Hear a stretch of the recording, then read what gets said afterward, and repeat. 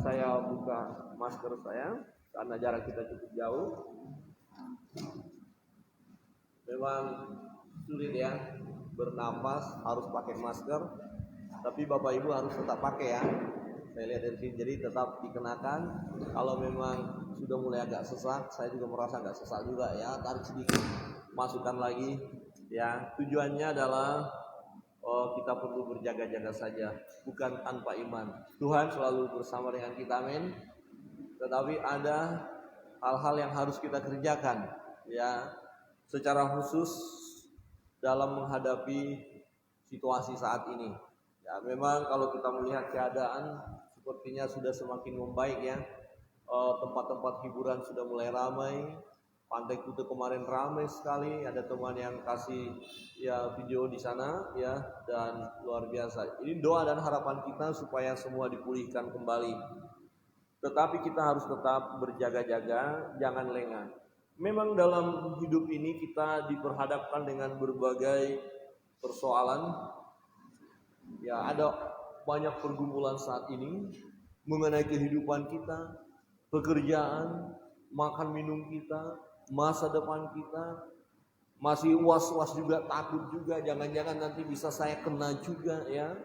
Kena ya ini serangan virus yang luar biasa. Kita masih bergumul kok belum ada ya vaksin ya. Pada berita bulan Desember ada berita, ternyata Januari nanti ada berita kok Maret lagi, macam-macam. Ada semacam ketakutan yang melanda dunia saat ini. Memang kita perlu menggumuli itu semua karena faktanya kita masih menghadapi. Tetapi ada satu hal pergumulan yang sangat penting dalam hidup ini. Ya, yang sangat penting, dan itu harus kita gumuli selagi kita hidup. Dan orang mati tidak akan mungkin bergumul lagi. Yaitu tentang keselamatan, tentang kehidupan yang akan datang. Apakah setelah kita meninggalkan dunia ini akan masuk surga atau masuk neraka?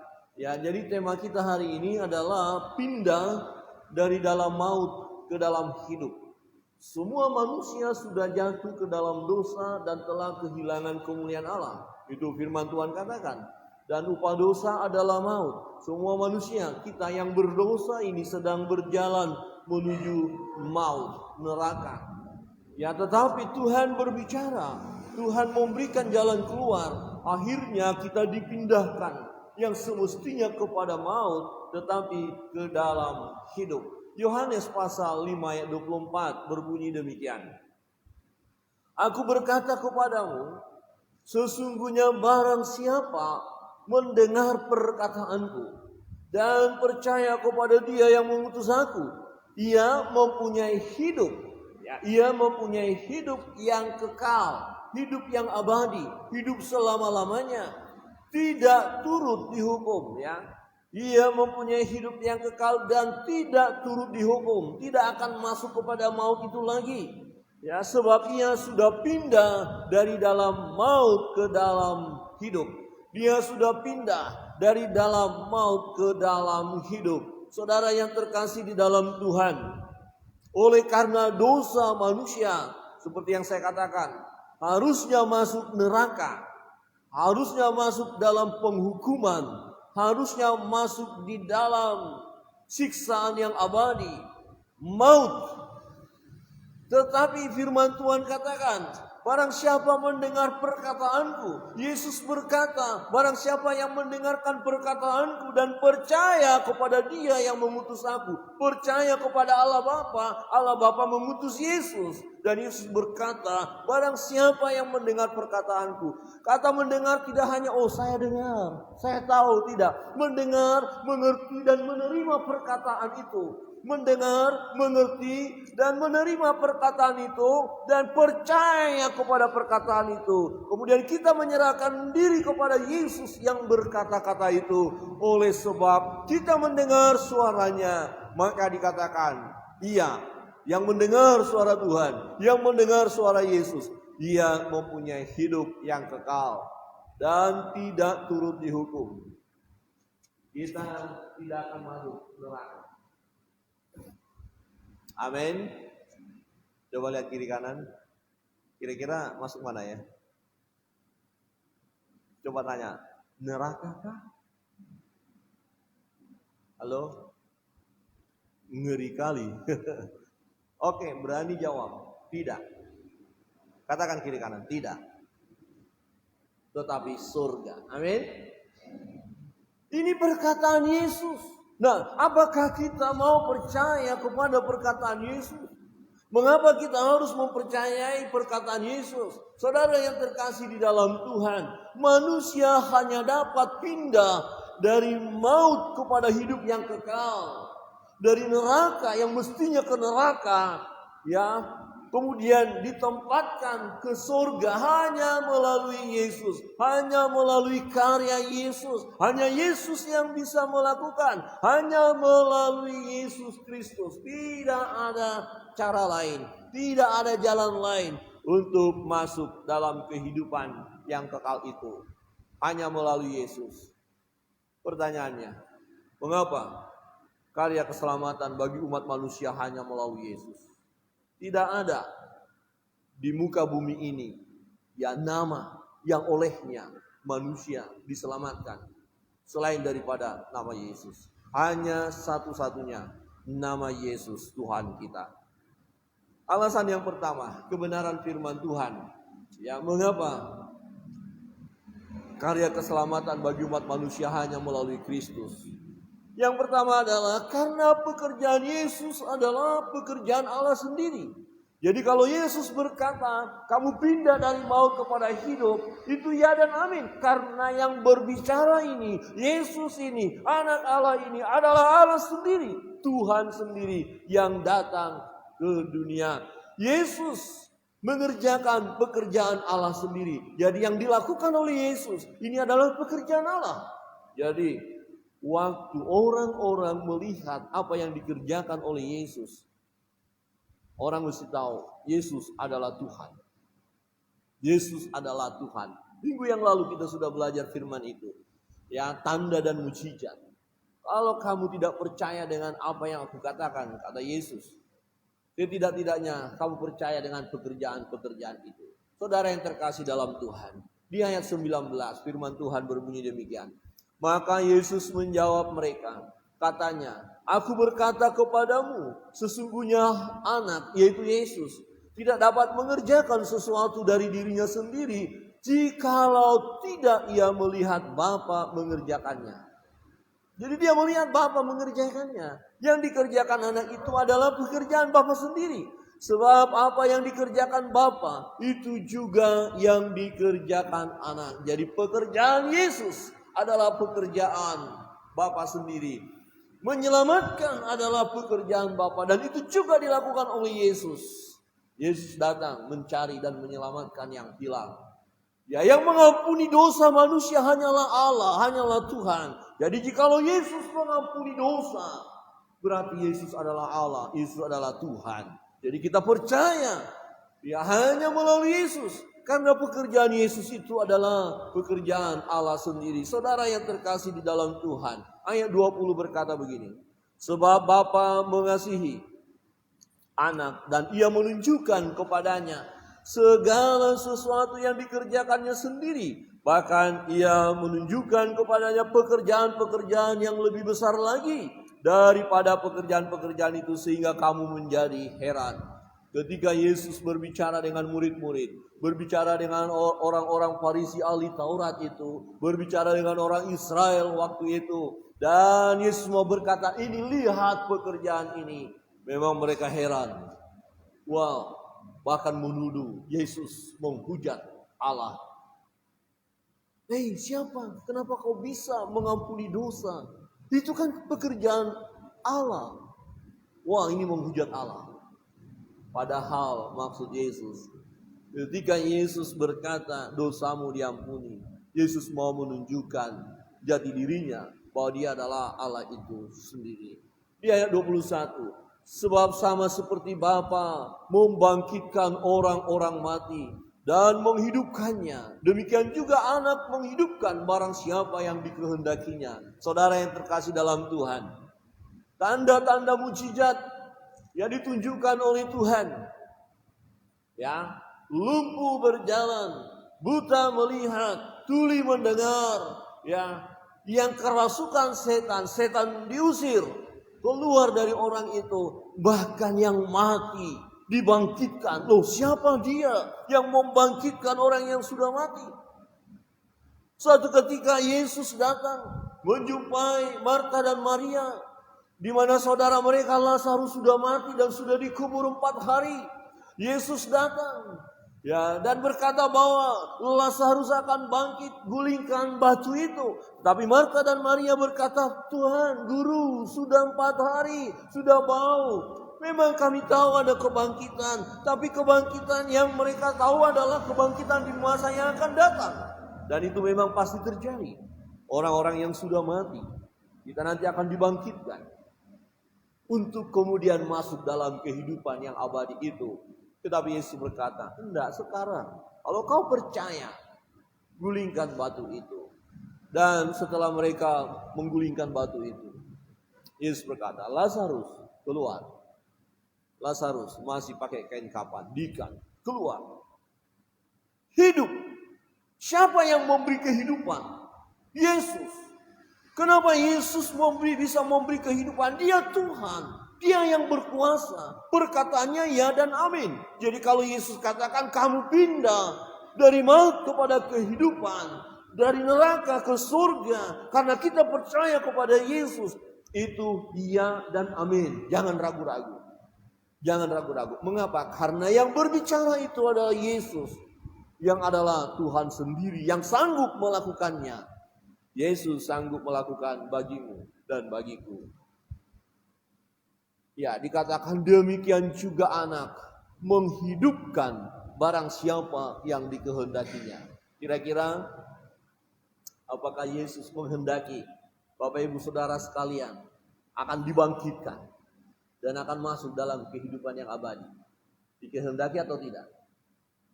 Halo, boleh ada bimbang? Ragu? Amin. Dikehendaki oleh Tuhan? Apakah Tuhan menginginkan saudara dan saya akan masuk dalam kemuliaan itu?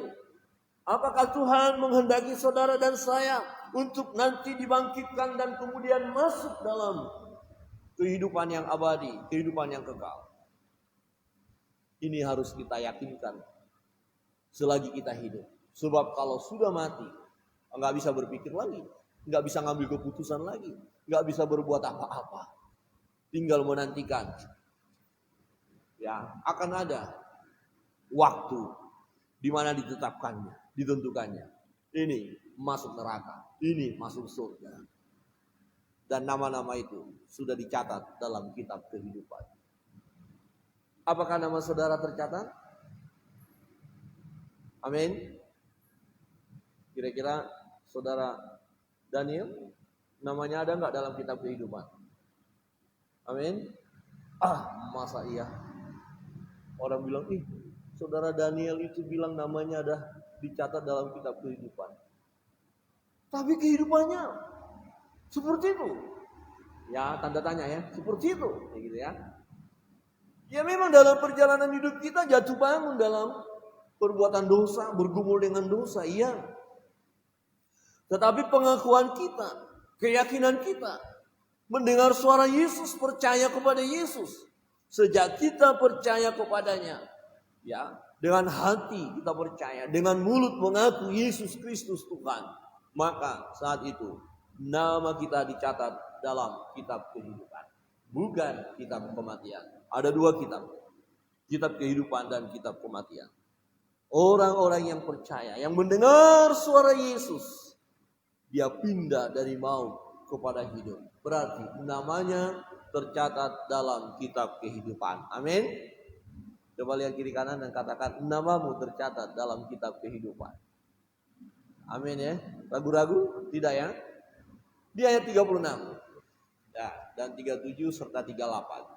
Tetapi aku mempunyai suatu kesaksian yang lebih penting daripada kesaksian Yohanes, yaitu segala pekerjaan yang diserahkan Bapa kepadaku, supaya aku melaksanakannya. Pekerjaan itu juga yang kukerjakan sekarang. Dan itulah yang memberi kesaksian tentang aku, bahwa Bapa yang mengutus aku Bapa yang mengutus aku, dialah yang bersaksi tentang aku. Kamu tidak pernah mendengar suaranya, rupanya pun tidak pernah kamu lihat. Dan firman-Nya tidak menetap di dalam dirimu, sebab kamu tidak percaya kepada Dia yang diutusnya. Jadi orang-orang yang tidak percaya kepada Yesus yang diutus oleh Allah Bapa, dia tidak memiliki firman dalam hidupnya. Mungkin sebatas tahu yang, oh ya pernah saya dengar firman itu, pernah saya dengar kebenaran itu, tetapi tidak melekat di dalam kita. Kita tidak menjadi pelaku firman. Kenapa? Karena kita tidak percaya kepada Yesus. Bagaimana mungkin kita masuk surga jika kita tidak percaya kepada Yesus? Tetapi orang yang percaya kepada perkataan Yesus, yang percaya kepada firman itu, karena Yesus mengerjakan pekerjaan apa yang diutus, apa yang diperintahkan oleh Bapa, ya, maka dengan perbuatan Yesus, dengan kuasa Yesus, dengan pekerjaan itu sendiri, ya, membuat kita selamat, membuat kita masuk surga. Saudara yang terkasih di dalam Tuhan, dalam pekerjaan karya keselamatan itu Yesus kerjakan sampai di kayu salib itu, sampai di Golgota, dan kalimat terakhir Dia berkata, sudah selesai. Apa yang diselesaikan? Karya keselamatan bagi umat manusia sudah diselesaikan oleh Yesus. Darah Yesus yang membasuh, yang menguduskan kita dari segala dosa dan kesalahan kita, yaitu kita yang percaya kepadanya, sudah selesai. Dan karya keselamatan itu terus masih dikerjakan sampai sekarang. Dan dari generasi ke generasi, di mana saudara dan saya memberitakan kabar sukacita, di dalam Yesus ada pengampunan dosa, di dalam Yesus ada keselamatan, di dalam Yesus yang percaya kepada Yesus pindah dari maut kepada hidup. Ini kita kerjakan. Saudara dan saya dipakai oleh Tuhan. Bukankah Tuhan berkata bahwa kita dipilih, kemudian ditetapkan untuk menghasilkan buah. Dan sampai sekarang Yesus berkarya. Yesus berkarya untuk menyelamatkan umat manusia. Saudara yang terkasih dalam Tuhan, kita harus percaya bahwa apa yang dikatakan oleh Yesus ya dan amin, yaitu orang yang percaya kepadanya, berkata kepada perkataannya, percaya kepada Allah yang mengutus Dia, maka kita pindah dari maut kepada hidup. Karena pekerjaan itu sendiri adalah pekerjaan Allah sendiri. Alasan yang kedua, mengapa kita harus mempercayai Yesus? Karena Yesus adalah hakim. Dia sebagai hakim, Dia yang menentukan. Gambarannya seperti dalam pengadilan, dalam sidang, ya, di mana kita duduk sebagai terdakwa, akan dituntut hukuman. Ada pendakwa-pendakwa yang menuduh kita, menunjukkan kesalahan-kesalahan kita. Kemudian sang hakim ada di depan kita. Ya, kemudian sang hakim akan menentukan hanya dua. Ya. Kematian yang abadi, neraka, atau kena hukum, atau bebas masuk kepada kehidupan yang abadi. Yesus sebagai hakim, Dia yang menentukan, dan Dia adalah hakim yang adil. Keputusannya iya dan amin.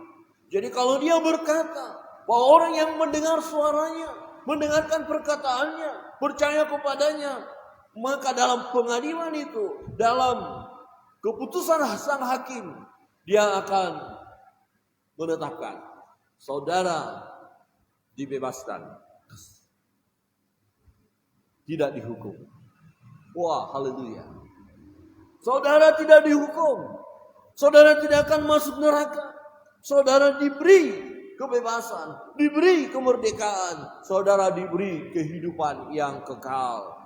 Saudara yang terkasih dalam Tuhan, ayat 22. Bapa tidak menghakimi siapapun, melainkan telah menyerahkan penghakiman itu seluruhnya kepada anak, yaitu kepada Yesus, supaya Semua orang menghormati anak sama seperti mereka menghormati Bapa. Barang siapa tidak menghormati anak, ia juga tidak menghormati Bapa yang mengutus dia. Saudara yang terkasih dalam Tuhan. Sebab sama seperti Bapa mempunyai hidup dalam dirinya sendiri, demikian juga diberikannya ya anak mempunyai hidup dalam dirinya sendiri. Dan ia telah memberikan kuasa kepadanya. Allah Bapa memberi kuasa kepada Allah Anak, kepada Yesus Kristus untuk menghakimi. Karena ia adalah anak manusia. Jadi sang hakim adalah Yesus Kristus. Yang memutuskan adalah Yesus Kristus. Saudara yang terkasih dalam Tuhan, betapa indahnya hidup kita yang percaya kepadanya. Ya, betapa bahagianya kita yang mendapatkan pengampunan, yang mendapatkan kemerdekaan. Betapa bahagianya kita sebab sang hakim yang adil tahu persis siapa kita. Oh, mungkin kita berkata, Tuhan, aku pasti masuk surga. Engkau hakim, pasti saya masuk surga. Karena saya rajin ke gereja, karena saya rajin melayani, karena saya rajin persembahan, karena saya rajin berdoa. Tapi nanti dulu, adakah itu semua kita lakukan dengan motivasi yang benar? Atau hanya sekedar kita tidak bisa berpura-pura di hadapannya? Dalam Matius pasal 7, Tuhan berkata, aku tidak mengenal engkau yang melakukan kejahatan. Dan mereka berkata, kami sudah berseru di dalam namamu, di dalam nama Yesus. Kami sudah melayani, kami sudah mengusir setan dalam namamu. Kami sudah membuat mujizat di dalam namamu. Kami bernubuat dalam namamu. Mereka memberitahukan pekerjaan mereka waktu ada di bumi. Mereka melayani. Tapi Tuhan bilang apa? Ori, tidak boleh masuk. Ya, aku tidak mengenal engkau, hai kamu sekalian yang melakukan kejahatan. Rupanya dalam perjalanan hidup mereka tidak ada pertobatan, tidak ada penyerahan diri kepada Tuhan, tidak mau mendengar suara Tuhan. Mereka hanya melakukan semacam rutinitas belaka. Ya, secara agamawi saja mereka lakukan itu, tapi tidak ada pengenalan yang benar tentang Yesus. Padahal Yesus adalah hakim. Jadi kita nggak bisa berkata, saya kan sudah rajin beribadah, memuji Tuhan, doa dan puasa, berkorban. Tapi Tuhan tahu motivasi kita. Tuhan tahu isi hati kita. Tuhan tahu apakah kita punya iman atau tidak. Sebab firman Tuhan katakan, ketika dia datang kedua kali, adakah iman di muka bumi ini? Adakah orang yang tetap percaya kepada dia? Adakah orang yang tetap setia kepada dia? Sang hakim menentukan keputusan yang adil. Orang-orang yang namanya sudah tercatat dalam kitab kehidupan tidak akan mungkin dihapus. Tidak akan mungkin dihapus. Orang yang sudah percaya kepada Yesus, ya, tidak akan mungkin dia meninggalkan Yesus. Tetapi bergumul menghadapi tantangan, ya masih. Kadang-kadang sepertinya kita mau ditarik. Tetapi penyertaan Tuhan sungguh luar biasa dalam hidup kita. Untuk itu jangan menyerah. Jangan menyerah, jangan putus asa, dan jangan tinggalkan imanmu oleh karena masalah, beban, pergumulan yang begitu berat yang kau alami. Jangan putus asa. Berserah kepada Tuhan. Saudara yang terkasih dalam Tuhan, Yesus adalah sang hakim itu. Dia mengadili dengan adil. Dengan adil. Tidak ada kepura-puraan. Tidak ada. Semuanya terbuka di hadapannya. Saudara yang terkasih dalam Tuhan. Yang ketiga, kenapa kita harus mempercayai Yesus? Ya, alasan yang ketiga adalah karena kitab suci menyaksikan tentang Yesus Kristus itu sendiri. Di ayat 39, kamu menyelidiki kitab-kitab suci. Ini dia berbicara kepada orang Israel. Ya, kepada mereka ahli-ahli Taurat, orang-orang Farisi. yang senang membaca firman Tuhan, yang senang membaca Taurat, ya, mereka mempelajari. Kamu menyelidiki kitab-kitab suci, sebab kamu menyangka bahwa olehnya kamu mempunyai hidup yang kekal. Enggak, kitab suci, menyelidiki kitab suci, mempelajari kitab suci penting, tetapi mempelajari kitab suci tidak akan menyelamatkan kita. Saudara belajar Alkitab tidak akan menyelamatkan saudara kalau saudara tidak percaya dengan apa yang dicatat dalam Alkitab. Ada orang yang belajar Alkitab tetapi tidak percaya dengan apa yang dicatat di dalam Alkitab. Ada banyak orang yang belajar begitu hebatnya sampai S1, S2, S3, S4, S5, apalah S7, S10. Emangnya Samsung apa ya? SSSS lah. Tapi pada akhirnya bingung. Kira-kira Tuhan itu ada nggak ya? Wah, kacau deh. Belajar. Di garis akhir dia bingung, Tuhan itu ada nggak ya? Itu sudah ada loh. Orang yang pintar belajar kitab suci. Doktor teologi. Akhirnya dia bikin buku. Ya, judul bukunya Tuhan sudah mati. God is dead. Gak ada Tuhan, gak usah menyembah Tuhan lagi. Wih, ngeri kali. Dan banyak pengikutnya. Apalagi orang yang sedang frustrasi, kehilangan semangat. Tidak ada kunjung pertolongan, kemudian diajarkan, gak usah percaya sama Tuhan. Tuhan gak ada. Yang gak bisa nolong. Yang bisa nolong mbah sana, mbah sini.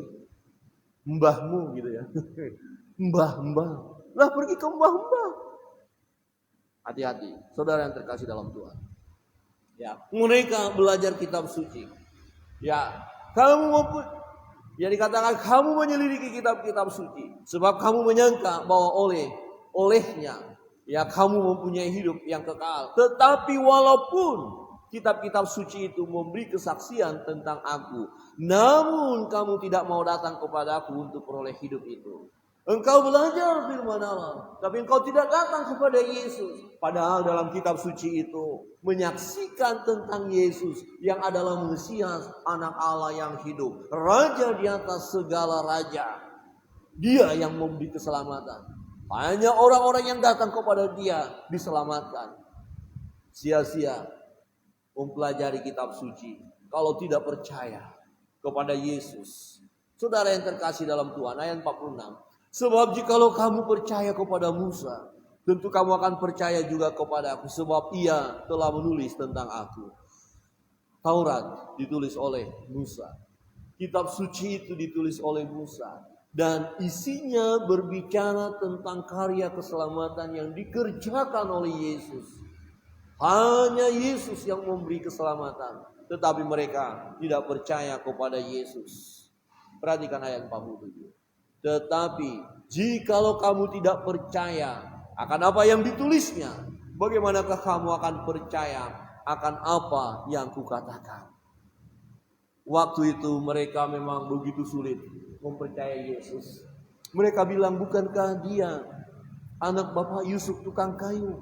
Bagaimana mungkin dia mengaku-ngaku sebagai anak Allah? Dia menghujat Allah. Ketika Yesus mengusir setan, bahkan dituduh Yesus melakukannya dengan kuasa Beelzebul. Dengan kuasa penghulu setan dia mengusir setan. Dia dituduh sedemikian rupa. Sulit mereka mempercayai Yesus. Padahal yang ditulis oleh Musa, yang sangat mereka kagumi itu, yang mereka andalkan. Mereka mau terus berpadanan hidup sesuai dengan hukum Taurat. Yang ditulis di situ berbicara tentang Yesus. Hukum Taurat tidak bisa menyelamatkan. Yang bisa menyelamatkan adalah Yesus. Tetapi mereka tidak percaya kepada Yesus. Saudara yang terkasih dalam Tuhan, kita harus percaya kepada Yesus. Perkataannya. Kalau dia berkata, orang yang percaya kepada perkataannya memperoleh hidup, tidak akan dihukum, pindah dari maut kepada hidup. Mengapa kita mempercayai Yesus? Yang dikerjakan oleh Yesus itu adalah pekerjaan Allah sendiri. Dialah Tuhan. Dia kerjakan bagi saudara dan saya. Dan kelak, ya, di garis akhir, sang hakim yang adil itu, yang akan mengadili adalah Dia, yaitu Yesus sendiri. Mengapa kita tidak mempercayakan diri kita kepadanya, kepada hakim itu? Mengapa kita masih mau percaya dengan kekuatan-kekuatan yang lain? Kenapa kita harus meragukan? Jangan, sebab Dia adalah hakim itu. Firman Tuhan berkata demikian. Dan yang dicatat dalam kitab suci ini, yang diceritakan dalam kitab suci ini, yang disaksikan oleh kitab suci ini adalah tentang Yesus.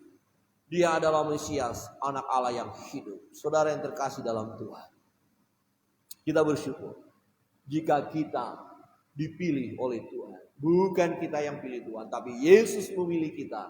Bahkan ditetapkan untuk pergi dan menghasilkan buah. Mari kita selalu bersyukur kepada Tuhan. Andalkan Tuhan dalam hidup ini. Jangan pernah meragukannya. Setialah mengikuti Yesus sampai garis akhir. Saya undang kita bangkit berdiri.